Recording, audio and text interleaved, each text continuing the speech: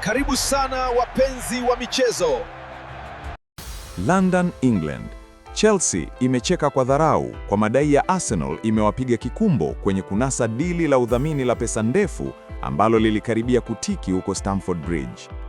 Arsenal imetambulisha udhamini na kampuni ya Deal inayojihusisha na malipo ya mishahara na rasilimali watu, na wataweka tangazo lao kwenye sehemu ya mikono ya jezi za washika bunduki ili kuwabadili Visit Rwanda msimu ujao.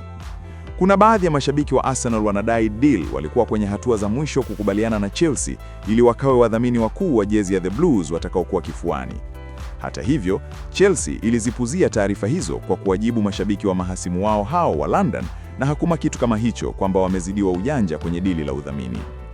Dili la Visit Rwanda lililokuwa likionekana kwenye jezi za Arsenal kwenye upande wa mikononi lilikuwa na thamani ya pauni milioni 10 kwa mwaka. Chelsea kwa sasa ipo sokoni kusaka mdhamini wa mbele ya jezi yao, na dili hilo ni la pesa nyingi kwa kampuni kama ya Deal isingeweza kuwa na bajeti hiyo. Chelsea yenyewe kwa mdhamini anayetokea kwenye mikono ya jezi zao, kampuni ya Vietnam FPT, ina dili la mwaka mmoja lililosainiwa Oktoba.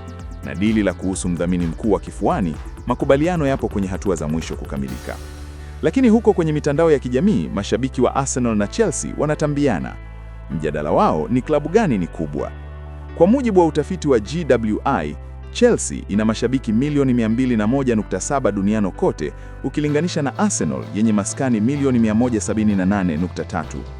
Chelsea pia ina wafuasi milioni 147 kwenye mitandao ya Instagram, Facebook, TikTok, X na YouTube, wakati Arsenal ina wafuasi milioni 116.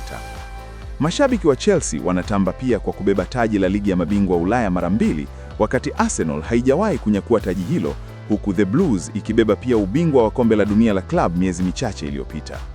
Arsenal inatamba kwenye kubeba ubingwa wa ligi mara 13 na kombe la FA mara 14, wakati Chelsea imebeba ligi mara 6 na kombe la FA mara 8.